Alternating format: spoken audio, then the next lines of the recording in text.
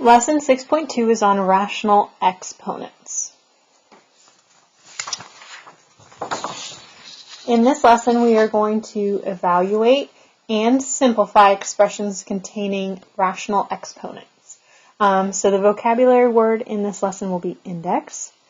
So why learn this? You can use rational exponents to find the number of calories animals need to consume each day to maintain health. And we'll see that in example 3. Now remember that the radical symbol looks like this. It's kind of like a check mark with a line connected to it, or a house. It's used to indicate roots. So the index is the small number to the left of the radical symbol that tells which root to take. For example, this is a 3, okay, cube root represents cube root, okay, so the 3 represents cube root. You would read this as the cube root of whatever's underneath that radical symbol.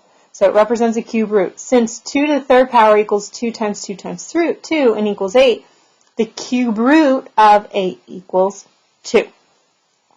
So another way to write nth roots is by using exponents that are fractions. For example, for b is greater than 1, suppose the square root is the second root, but we don't write the 2 there. So square root of b equals b to the k.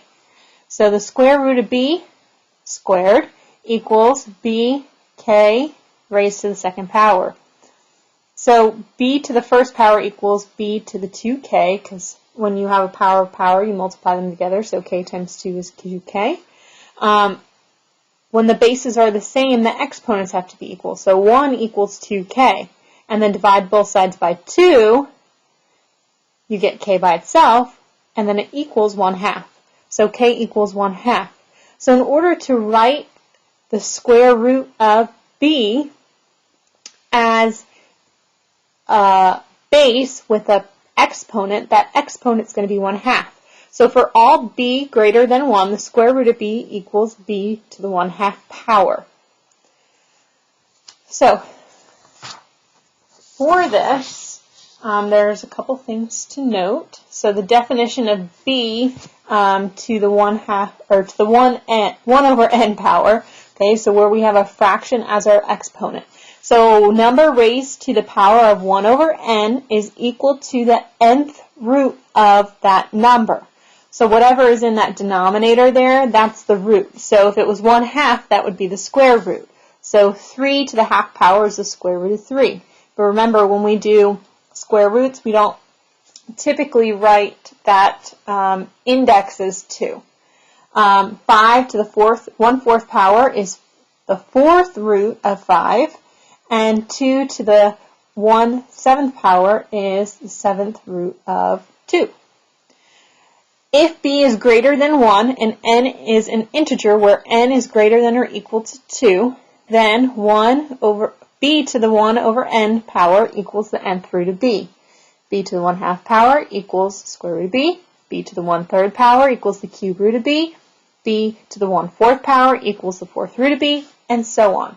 So when you have a fractional exponent, the denominator becomes the index. So in example 1, we're going to simplify b to the 1 over n power. So we're going to simplify each expression when we have a fraction as an exponent. So for a, I have 125 to the 1/3 power. My denominator is 3. My numerator is 1. Okay, it's important to remember the numerator is 1, because that's how it was in every single case up here. 1 over n. So this is going to be, I can rewrite this as the cube root of 125. So now I need to think, what number multiplied by itself 3 times gives me 125? 5 times 5 times 5. So I could rewrite 125 as 5 cubed. Cube root and cubed are inverses of each other. So when I simplify this, the cube root of 5 to the 3rd power, or 5 cubed, is just 5. So it simplifies to 5. B, I have 64 to the 1 over 6 power plus 25 to the 1/2 power. So I'm going to rewrite them as roots. So 1 over 6 means that's going to be the 6th root. So 6th root of 64 plus 25 to the 1/2 power. That's just the square root of 25. The 6th root, I need to think of a number that's multiplied 6 times to give me 64. In this case, it's going to be 2. So the 6th root of 2 to the 6th power plus square root, so I need something that's multiplied by itself 2 times, and that's going to be 5 squared. The 6th root of 2 to the 6th power, that simplifies to just 2. Square root of 5 squared simplifies to 5. And then I can add these together. 2 plus 5 gives me 7. And that is my answer. There are 2 check it out problems at the bottom here.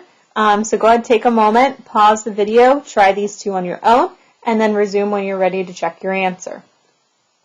So the first one is 81 to the 1/4 power. So that means the 4th root of 81. And 81 can be rewritten as 3 to the 4th power. So the 4th root of 3 to the 4th power is going to equal 3. The second one, 121 to the 1/2 power plus 256 to the 1/4 power. I'm going to rewrite using roots. So this is going to be the square root of 121 plus the 4th root of 256. The square root of 121 can be rewritten as the square root of 11 squared, plus 256 can be rewritten as 4 to the 4th power. So I'm going to rewrite this as the 4th root of 4 to the 4th power.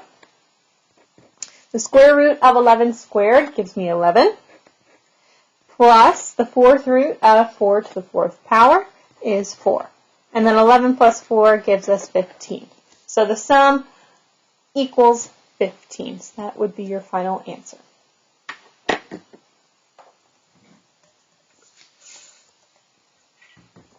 So now we're going to go ahead and look at example 2. So we're going to continue on with this idea of a fractional exponent. Before we had our numerator as 1, so 1 over n. But a fractional exponent can have a numerator other than 1, as in the expression b to the 2/3 power. You can write the exponent as a product in 2 different ways. You can write b to the 2/3 power as b and then 1/3 times 2. So this would equal b to the 1/3 power raised to the 2nd power, or the cube root of b raised to the 2nd power. You can also write it as 2 times 1/3. So it would be b squared to the 1/3 power, or the cube root of b squared. Both mean the same thing. So the numerator is just a normal exponent. The denominator is an index of a root. Okay? So the definition of b to the m over n, a number raised to the power of m over n is equal to the nth root of the number raised to the mth power. That's really hard to say. 8 to the 2/3 is one example. This equals the cube root of 8 squared. And you could simplify this. The cube root of 8 is 2, and then 2 squared is 4. You could also simplify it another way. If you do your squared first, because remember there's 2 different ways I could do this. I could take 8 and square it first and get 64, then take the cube root of 64 and get 4. So in algebra, if b is greater than 1, and m and n are integers, where m is greater than or equal to 1, and n is greater than or equal to 2, then b to the m over n equals the nth root of b to the nth power, or b to the nth power, and then you take the nth root of it. Okay? So in example 2, we're going to simplify each expression when we have a power that is m over n. So A, I have 216 to the 2/3 power. So I am going to rewrite this. Remember, 3 is going to be the root. So I'm going to have the cube root of 216, and this 2 means it is squared. So then the cube root of 216 is 6. So the cube root of 216 is 6, and then I still have squared. And then I just have to do 6 squared, which is 6 times 6, which gives me 36. So 216 to the 2/3 power simplifies to 36. B, we have 32 to the 4/5 power. I'm going to rewrite this. So 5 is my index. Okay, so it's going to be the 5th root of 32. And then the 4 is in the numerator, so that's going to be raised to the 4th power. So now the 5th root of 32 is 2. So this simplifies to 2. And now I have 2 to the 4th power. So 2 to the 4th power is 2 times 2 times 2 times 2, which gives me 16. So 32 to the 4/5 power simplifies to 16. So now there are 3 check it out problems for you to do. So go ahead, take a moment, pause the video, and then resume when you're ready to check your answer. So the first one, we have 16 to the 3/4 power. So my denominator is 4, so that means the 4th root of 16, and then raised to the 3rd power. The 4th root of 16 is 2. 2 to the 3rd power equals 8. So my expression equals 8. B, I have 1 to the 2/5 power, so that means the 5th root of 1 squared.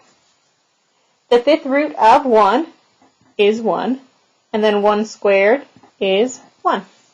So that expression simplifies to 1. C, I have 27 to the 4/3 power, so this means the cube root of 27 raised to the 4th power. The cube root of 27 is 3, so I have 3 to the 4th power, and 3 to the 4th power simplifies to 81. So that's how you would simplify those expressions when you have an exponent of m over n. So now we're going to go ahead and look at example 3. For example 3, we have a biology application. The approximate number of calories C that an animal needs each day is given by C equals 72 m to the 3/4 power, where m is the animal's mass in kilograms. Find the number of calories that a 16-kilogram dog needs each day. So this is we're going to be solving an equation. So our equation is C equals 72 m to the 3/4 power. And in this case, m is going to equal 16. So I'm going to have 72 times 16 to the 3/4 power. Now, the first thing I need to do is take care of this exponent. So I'm still going to have 72 times, and I'm going to rewrite this, 3/4. So 4 is going to be my root, so the 4th root of 16, and then 3 is going to be my exponent. So now I'm going to continue simplifying, still dealing with this piece of my expression. So I'm going to have 72 times. The 4th root of 16 is 2. So then I have 2 to the 3rd power. And then I'm going to have 72 times 2 to the 3rd power gives me 8. And then 72 times 8 will give me 576. So a dog that weighs 16 kilograms will need to eat 576 calories per day. There's a check it out problem at the bottom. It says find the number of calories that an 81 kilogram panda needs to eat each day. So go ahead, take a moment, pause the video, and try this one on your own, and then resume when you're ready to check your answer. So we're going to use the same equation, C equals 72 m to the 3/4 power. This time, m equals 81. So I'm going to have 72 times 81 to the 3/4 power. So I'll have 72 times 3/4 means I'm going to have the 4th root of 81 raised to the 3rd power. Let me just move my paper up so you can see it a little bit better. So I'm going to have 72 times the 4th root of 81 is 3. So then I still have my exponent of 3. And then I need to do 3 to the 3rd power. 3 to the 3rd power is 3 times 3 times 3, which gives me 27. And then last but not least, I have to do 72 times 27. And that's going to give me 1,944. So this panda needs 1,944 calories each day. So that is how you would solve that problem. So now we're going to go ahead and look at example 4. So in example 4, we are going to use properties of exponents to simplify expressions. So here we're going to have variables in this situation.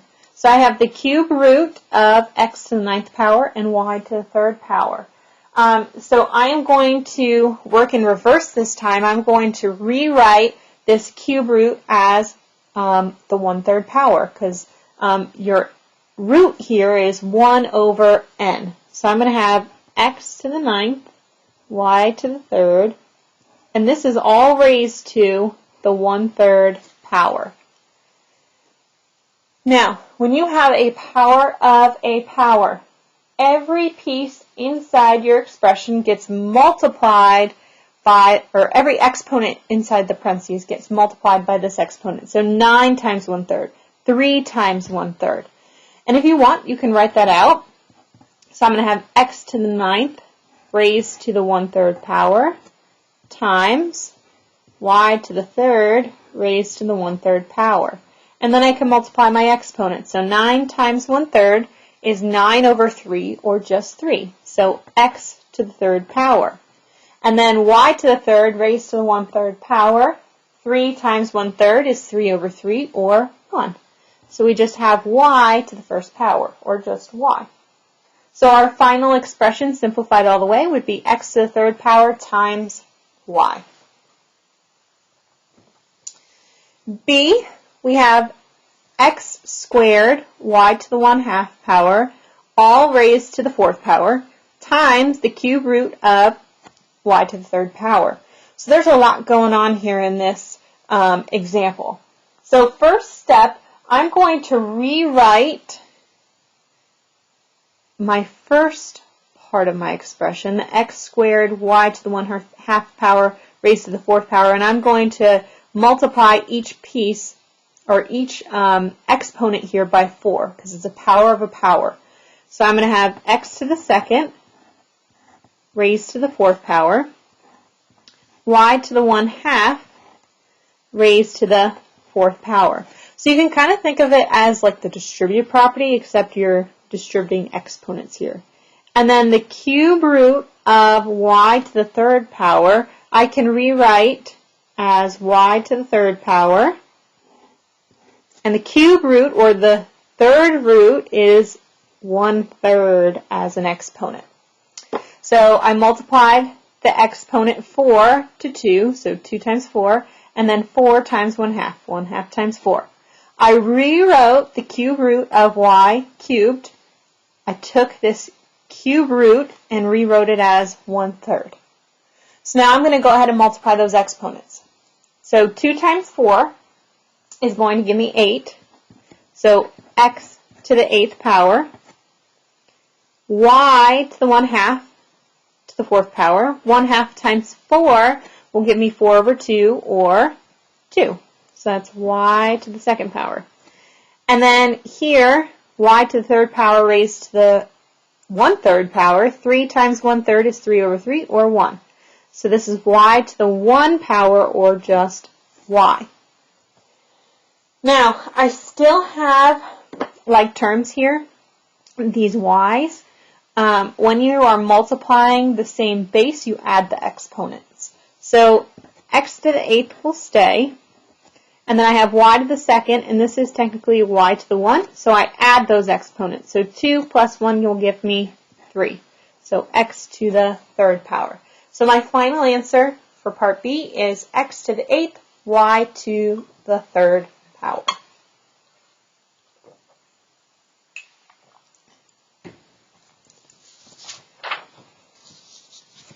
Now there are 2 check it out problems for you to do, so go ahead, take a moment, pause the video, try these 2 on your own, and then resume when you're ready to check your answer. So for A, I have the 4th root of x to the 4th, y to the 12th. So I'm going to rewrite this for the 1/4 power, so this is going to be x to the 4th, y to the 12th, all raised to the 1/4 power. The 4th root means 1/4 for an exponent. So now I'm going to distribute this 1/4 to each piece. So I'm going to have x to the 4th raised to the 1/4 power, because it's a power of a power, so you're going to multiply your exponent. So then I have y to the 12th raised to the 1/4 power. 4 times 1/4 is 4 over 4, or 1, so I'm going to be left with just x, or x to the 1st power. And then this second piece, 12 times 1/4 is 12 over 4. 12 divided by 4 is 3, so it's going to be y to the 3rd power. So the final answer is x, y to the 3rd power. B, we have a lot going on. We have x, y to the 1/2, all raised to the 2nd power, and then in the denominator we have the 5th root of x to the 5th power. So first I'm going to look at the numerator. I'm going to raise the power to the power. So technically this is x to the 1st power and y to the 1/2 power. So I'm going to multiply both those exponents by 2. So I'm going to have x to the 1st power raised to the 2nd power times y to the 1/2 power raised to the 2nd power. And then in the bottom, the denominator, the 5th root of x to the 5th, that means the 1/5 power. So x to the 5th is going to be raised to the 1/5 power. Because remember, the index of a root, you can rewrite as 1 over that index, or 1 over n, so 1/5 here. So up top, x to the 1st power times 2, or raised to the 2nd power. 1 times 2 is 2. So I'm going to have x squared, and then 1/2 times 2 is 2 over 2, or 1. So y to the 1st power. So up top, the numerator simplifies to x squared times y. In the bottom, x to the 5th raised to the 1/5 power. 5 times 1/5 is 5 over 5, or 1. So I have x to the 1st power, or just x in the bottom. Then here, I'm dividing with the same base. When you have the same base, you subtract your exponent. So 2 minus 1 is going to give me 1x, or x to the 1st power. So then I still have the y, so my final answer is x times y.